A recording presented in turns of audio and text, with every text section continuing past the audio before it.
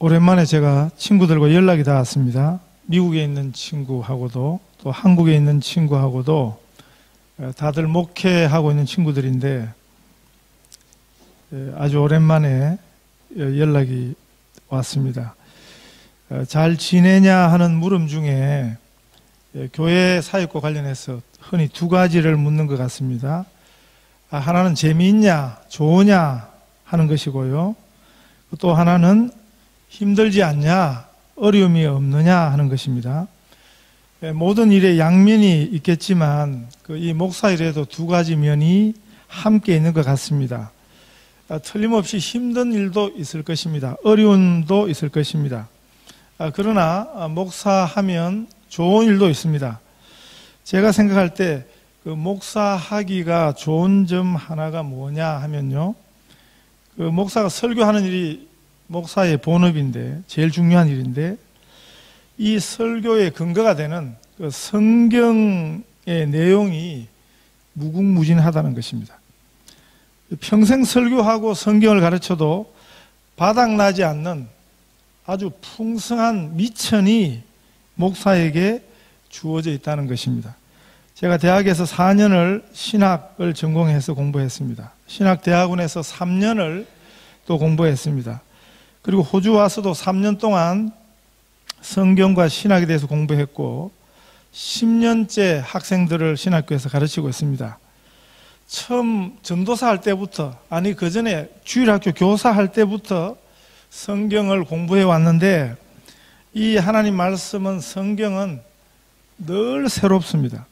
성경은 연구하면 할수록 새롭습니다. 하나님 말씀이 살아 있습니다. 죽은 문자가 아니고 살아있는 문자입니다. 운동력이 있습니다. 힘이 있습니다. 좌우의 날선 금보다도 더 예리합니다.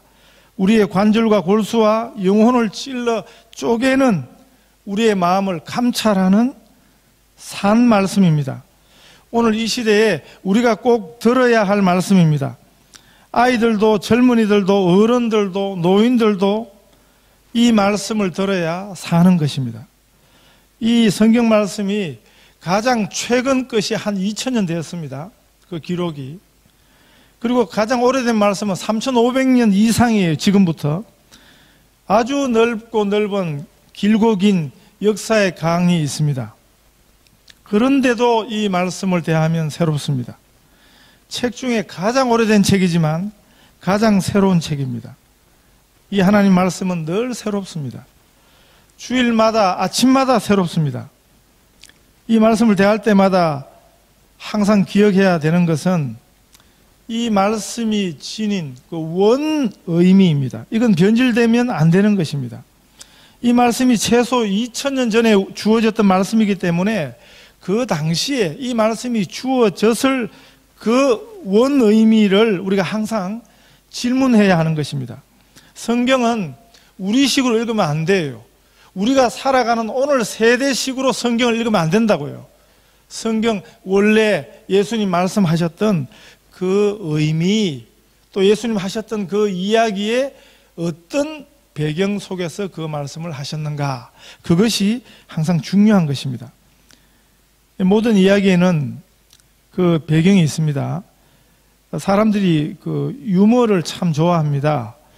우스갯소리에도 만들어진 이야기지만 그 만들어진 이야기는 배경이 있습니다. 특별히 그 세대를 풍자하는 그 교훈들이 있습니다. 제 후배 목사 하나가 재미난 이야기를 알게 되면 그 이야기를 저한테 이메일로 보내주는 친구가 있습니다. 전에 이런 이야기를 하나 보냈습니다. 미시족 이야기인데요. 미시라는 말은 미스도 아니고 미세스도 아니고 그 중간이죠. 결혼을 했는데 아주 처녀처럼 해서 다니는 이런 여자를 요즘 현대어로 미시라 그래요. 어떤 미시 한 분이 버스에서 내려서 길을 걷는데 한쪽 가슴을 내놓고 걷더래요. 사람들이 다 쳐다보고 구경하는데, 그래서 경찰관 한 명이 와서 당신을 경범죄로 체포할 수 있습니다.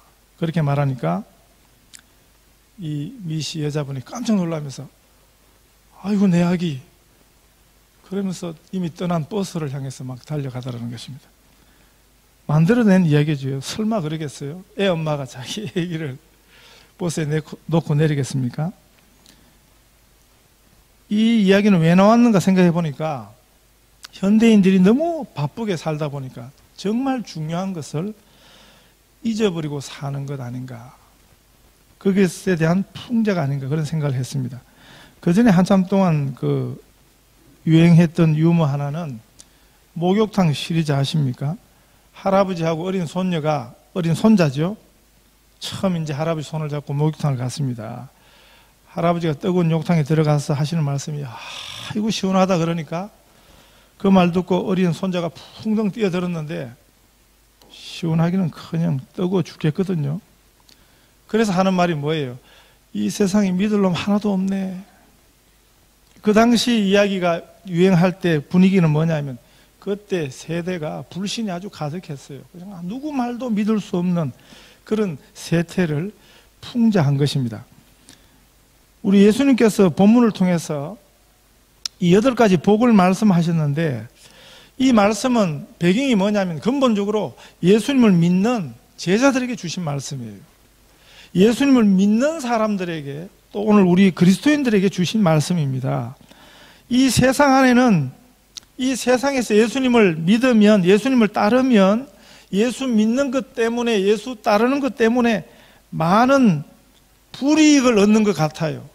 그러나 그것은 실제는 그게 아니라는 겁니다. 예수 따라 사는 것이 제일 행복한 삶이라는 것입니다. 그것을 예수님께서 이 팔복의 말씀을 통해서 알려주십니다. 또 그 행복으로 제자들을, 우리들을 초대하기 위해서 주신 말씀이 이 팔복의 말씀을 주신 배경입니다. 이 팔복에는 8가지 성품이 나옵니다. 8가지 특성이 나와요. 이 성품은 뭐냐면 하나님의 자녀들에게 있는 성품입니다. 하나님의 자녀들에게 있어야 하는 성품입니다. 우리가 예수를 제대로 믿으면, 우리가 예수를 제대로 따르면 이런 성품들이 있다는 것입니다. 그리고 이 품성을 가진 사람들이 진짜 행복한 사람들이라는 말씀입니다. 그리고 왜 행복한지를 설명해 주십니다. 하나님의 자녀는 가난한 마음으로 사는 사람들입니다. 이 팔복은 하나하나가 하나님 자녀의 표지가 된다고요. 그리고 또 하나님의 자녀는 예통하는 사람들입니다. 그러나 그 삶에 천국을 만납니다. 천국을 누립니다. 하나님의 위로가 있는 삶입니다. 그래서 참으로 행복한 사람들이라고 설명하시는 것입니다. 이 행복한 삶으로 예수님이 그래서 우리를 불러주시는 것입니다. 우리가 찾아야 하는, 우리가 사모해야 하는 행복이 이 8가지라고 말씀하시는 것입니다. 그 3번째 품성이 온유입니다. 온유한 자는 복이 있나니 저희가 땅을 기업으로 받을 것이며, 온유한 사람이 행복하다고 말씀하십니다. 그런데 여기서 예수님 말씀하시는 이 온유는 세상에서 말하는 의미하고는 전혀 다른 것입니다. 말은 같아도, 단어는 같아도 그 의미가 전혀 다른 것입니다. 이 세상이 말하는 온유한 사람의 대표 한 사람 꼽으라면 아마 우리 옛날 이야기 속에 나오는 흥부와 놀부에서 흥부일 거예요. 놀부는 아주 고약한 사람이고, 그런데 흥부는 천성이 온유합니다. 유순합니다. 잘 싸울 줄 모르고 이런 사람이죠. 좋게 말하면 그 싸울 줄 모르는, 아무하고도 내놔도 싸울 줄 모르는 사람이다. 온유한 사람이다. 이렇게 말할 수 있지만 다른 면으로 하면 우유부단한 사람이에요. 결단 내리기 참 힘듭니다. 특별히 원수지고 사는 사람은 없는데 물에 물 탄 듯 술에 술 탄 듯한 현대사회에서 보면 참 답답한 성품이 온유일 것입니다. 예수님 말씀하시는 온유한 자는 복이 있나니, 흥부 같은 자는 복이 있나니, 이런 뜻이 아닙니다. 이런 사람이 어떻게 땅을 차지하겠어요? 흥부 같은 사람들은 땅을 차지하는 게 아니고 다 빼앗길 것입니다. 어떤 통계에 보면 이 지구상에 개인이 소유할 수 있는 땅, 그 사유지, 중에 95%가 전체 인구 중에서 5% 이내의 사람들이 그걸 다 차지하고 있어요. 뭐 한국도 그러고 미국도 그러고 더 못 사는 나라는 그게 더 심해요. 그 나머지 5% 남은 땅을 95% 인구가 서로 차지하려고 들으니까 보통 모질어서는 땅을 차지할 수 없는 것입니다. 마음을 아주 독하게 먹어도 땅 차지하는 게 어려운데 흥부 같은 그런 마음 태도 가지고 그런 온유한 마음 가지고는 절대 땅은 못 얻는 것입니다. 그러나 성경이 말씀하는 이 온유는 흥부 같은 그런 마음이 아닙니다. 이 성경이 말씀하는 온유함의 모범이 구약에서는 모세를 보고 모세는 온유함이 지면의 모든 사람보다 성하니라. 민수기 12장 3절이에요. 이 말씀을 좀 더 쉽게 번역하면 모세의 온유함이 이 땅 위의 모든 사람들 중에 최고라는 것입니다. 성경이 이 땅에 사는 모든 사람들 가운데 가장 온유한 한 사람을 꼽고 있는데 그 사람이 모세입니다. 그래서 예수님 말씀하시는 온유한 자, 이 온유한 자는 누구냐 하는 것을 살펴보려면 성경에서 모세를 살펴보면 되는 것입니다. 모세가 120살까지 살았습니다. 이 땅에서. 모세의 전생애가 다 온유했는가? 그렇지는 않습니다. 모세는 40살까지는 당시 세계 최대 강국인 이집트 황실에서 공주의 아들로 살았습니다. 그런데 40세 때 출애굽기 이 이야기가 나오지요. 자기 민족 히브리 사람하고 애굽 사람하고 싸움이 붙었습니다. 히브리 사람이 애굽 사람한테 당하는 것을 보고는 그거를 말리다가 화가 나서 자기 피 속에 자기는 혈통적으로 유대인이라는 것을 알았거든요. 모세가. 그래서 히브리 사람 편, 유대인 편을 들다가 그냥 애굽 사람을 쳐서 죽였습니다.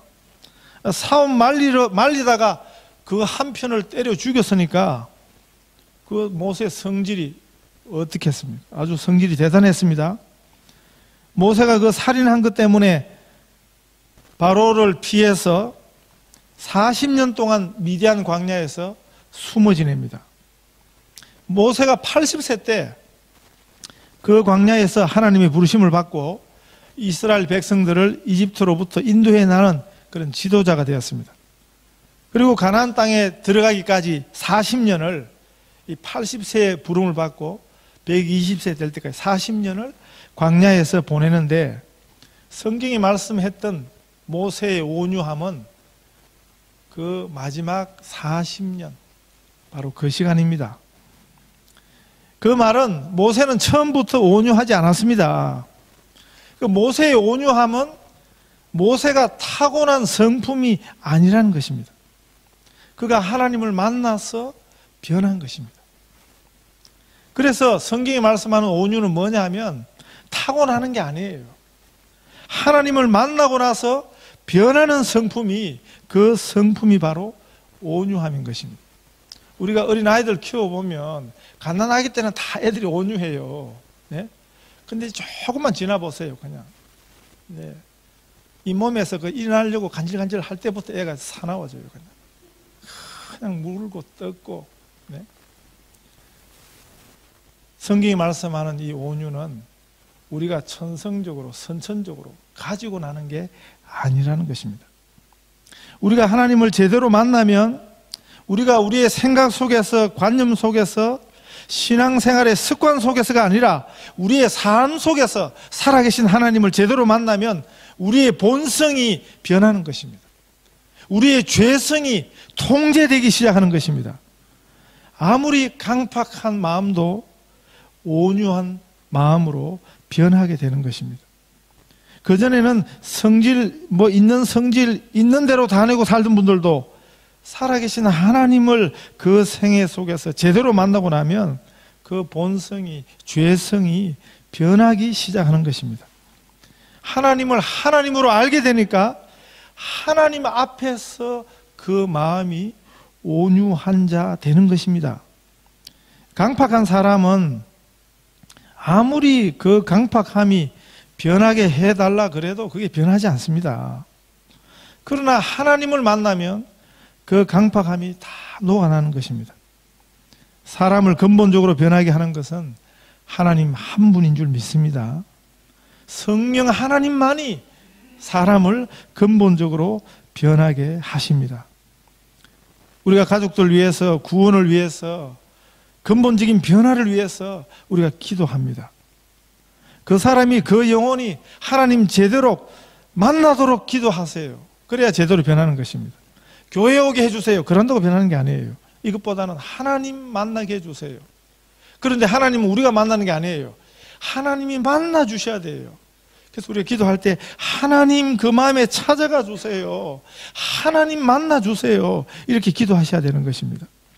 우리가 하나님을 제대로 만나면 온유해지는 것입니다. 하나님을 제대로 만난 사람은 온유한 사람이 되는 것입니다. 성경에 소개하는 또 한 분, 이 온유함의 모델이 있지요. 예수님이십니다. 예수님 스스로 말씀하시기를 마태복음 11장 28절 29절에서요.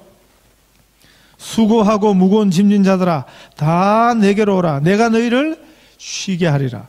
나는 마음이 온유하고 겸손하니 나의 멍에를 메고 내게 배우라. 그러면 너희 마음이 쉼을 얻으리라. 예수님이 온유하심의 표상입니다. 하나님 만나서 변한 모세나 우리 예수님이나 그 온유함은 세상이 말하는 그런 온유함이 아닙니다. 물에 물 탄 듯한 자기 색깔도 없고 무조건 좋다 좋다 하는 그런 성품이 아닙니다. 이 온유함이라는 것은 하나님 앞에서의 온유함입니다. 그 말은 뭡니까? 하나님의 말씀 앞에서, 하나님의 뜻 앞에서, 그 하나님의 말씀이라면 어린아이처럼 순종하는 그 온유함인 것입니다. 고린도전서 13장을 사랑장이라고 그러지 않습니까? 사랑을 설명하기를 사랑은 온유하며 그랬다고요. 그리고 그 뒤에 보면 그 온유함은 뭐하고 같으냐 하면 사랑은 불의를 기뻐하지 아니하며 진리와 함께 기뻐하며 그랬습니다. 그게 사랑입니다. 그게 온유함이라는 것입니다.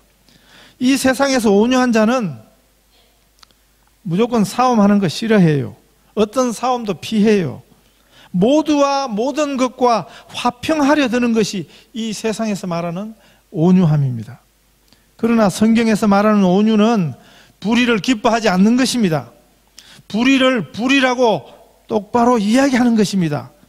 진리 편에, 하나님 편에 서 있음을 단호하게 선언하는 것이 그게 성경이 말하는 온유입니다. 하나님 편에 서는 것을 주저하지 않는 것입니다. 하나님 편에 서는 것도 주저하고 그게 온유가 아니라는 거예요. 아무리 손해가 되어도 목에 칼이 들어와도 하나님이 옳다 하시는 편에 서는 것이 그게 성경적 온유입니다.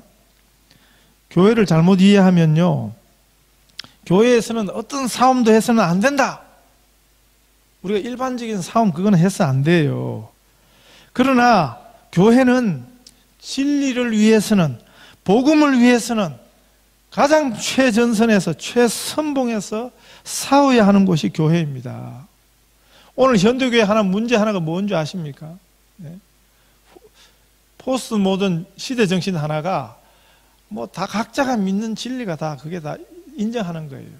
네. 뭐 내가 믿는 진리만 진리가 아니고 각자가 생각하는 진리, 각자가 생각하는 구원, 그거 다 옳다고 인정하는 거죠. 그래서 기독교 안에 어떤 기독교가 있냐 하면 모든 종교에 구원이 있다고. 네. 여러분, 그게 옳은 교회가 아니에요. 교회는 아닌 것은 아니라고 이야기할 수 있는 곳이 교회입니다. 성경에서 뭐라고 말씀하셨습니까? 마귀는 피하지 말고 대적하라 그랬습니다. 잘못된 것은 잘못되었다고 말하는 곳이 교회입니다. 머리 아프다고 피해가면서 은혜로 하자 변명하는 것은 성경적이지 않습니다. 그건 성경이 말씀하는 은혜가 아닌 것입니다. 문제를 무조건 가리고 덮는 것은 하나님의 뜻이 아니라 그건 마귀 짓일 수 있습니다. 우리가 불필요한 일, 별로 중요하지 않은 일, 본질이 아닌 일 가지고 그런 일에 싸운다고 힘을 빼면 안 돼요. 어떤 교회는 점심으로 칼국수를 먹을 건지 물국수를 먹을 건지 그거 가지고 2년 동안 싸웠다네요. 새로 들여온 피아노를 강단 오른쪽에 놓냐 왼쪽에 놓냐 그거 가지고 또 싸우는 교회가 있답니다. 그런 일 때문이 아니라 정말 우리가 교회에서 막 목청 높이고 막 소리 내고 그 비본질적인 거 가지고는 그러지 말라는 거예요. 네? 싸울 일은 싸워야 하는 것입니다. 밝힐 것은 밝혀야 하는 것입니다. 그리고 용서해야 합니다. 서로 용납해야 합니다.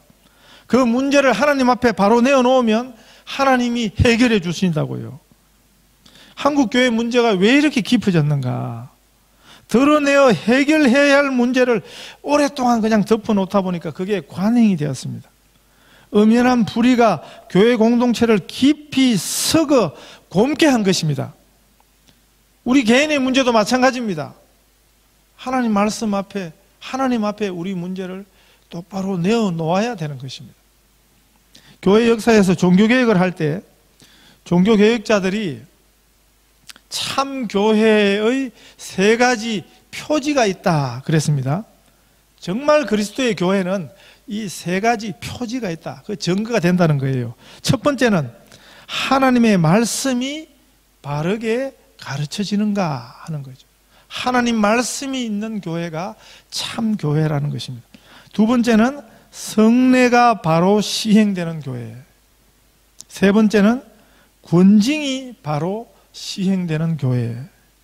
이 3가지가 있어야 그리스도의 참된 교회가 된다고 종교개혁자들이 말했습니다. 성례가 바로 시행이 된다는 것은 성경이 바로 가르쳐지는 증거거든요. 천주교하고 우리 개신교가 제일 다른 점이 뭐냐면 성례가 달라요. 성찬의 개념이 달라요. 네? 성찬식 하는 방법도 다르고요. 성례가 뭡니까? 성찬과 세례거든요.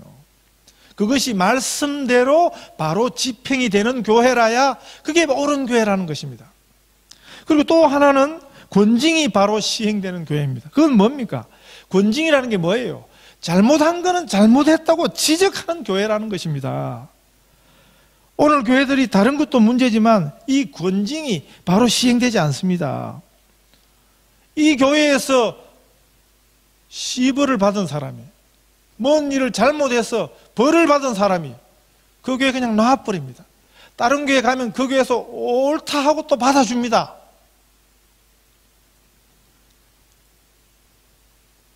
그 사람이 자신의 잘못을 회개할 기회를 교회가 줘야 되는 거거든요. 그게 교회가 가진 기능 아닙니까? 그런데 교회가 박탈하고 있습니다.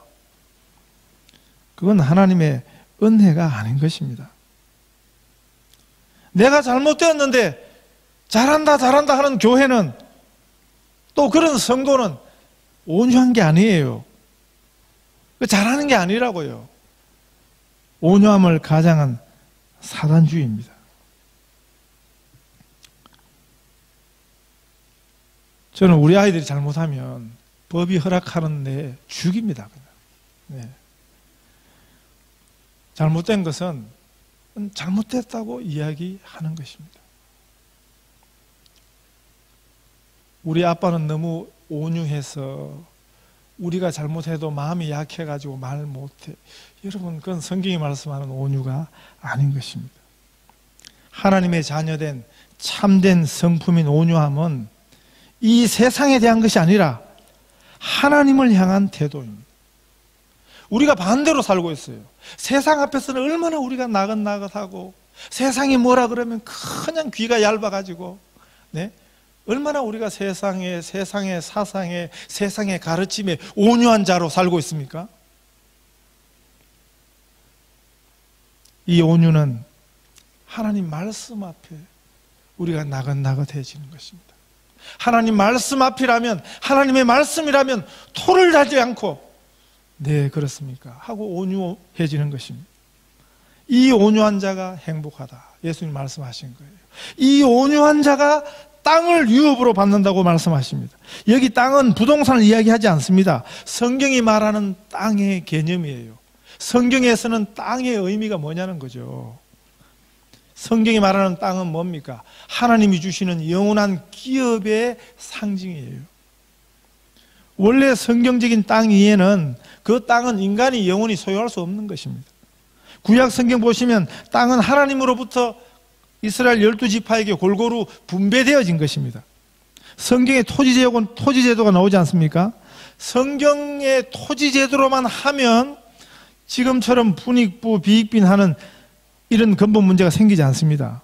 부자와 가난한 자의 차이가 갈등을 유발하고 이 갈등이 인간 역사에서 항상 불씨였습니다. 성경이 말하는 토지제도는 땅은 영원히 하나님께 속한 것입니다. 인간은 그 땅을 잠시 빌려 쓰는 것입니다. 성경의 토지제도의 핵심은 뭐냐면 50년마다 있는 희년제도입니다. 매 50년마다 원래 주어졌던 그 주인에게로 돌아가는 거예요. 12지파에게 골고루 분배된 그 분배대로 우리가 사람들이 살다 보면 어려우니까 그 땅을 팔아가지고 돈을 꿀 수도 있고 할 수 있어요. 그러나 50년이 딱 되면 원 위치가 되는 것입니다. 그게 성경의 토지제도입니다. 희년제도입니다. 아무리 가난해도 그 가난이 자녀에게 물려지지 않도록 했습니다. 매 50년마다 희년이 되면 누구든지 처음부터 똑같이 새롭게 시작할 수 있었습니다. 이것이 성경적 정의, 경제, 토지제도의 근본이었습니다. 이 성경의 경제 원리가 토지제도가 지금 시행이 된다면 사회 전체를 황폐케 하는 돈과 땅이 불른 문제들이 단번에 해결될 것입니다. 이 땅은 근본적으로 하나님이 주시는 상급, 기업의 상징이었습니다. 바로 온유한 자에게 그 땅이 유업으로 약속되고 있는 것입니다. 현재 우리가 가진 부동산은 이 땅의 모든 게 그렇습니다. 땅과 함께 우리들이 영원히 소유할 수 있는 게 아니에요. 다 놓아야 할 때가 있는 것입니다. 그 전에 제가 부산서 해운대 해수욕장 백사장에 바람 쐬러 갔을 때가 있었습니다. 그날 마침 유치원 아이들이 소풍을 왔어요. 노란 옷을 입고 병아리들이 와가지고 그냥 백사장에서 노는데 제가 한참 동안 그걸 지켜봤습니다. 처음에는 여기 막 뛰어놀던 아이들이 시간이 조금 지나니까 모래로 집을 짓고 성도 사는 놀이들을 해요.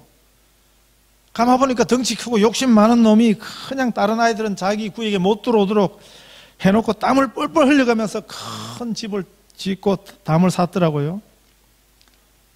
그러다가 한참 놀다가 이제 집에 갈 시간이 되니까 그 유치원 선생님이 오셔서 호각을 팍 불면서 아이들을 집합시켰습니다.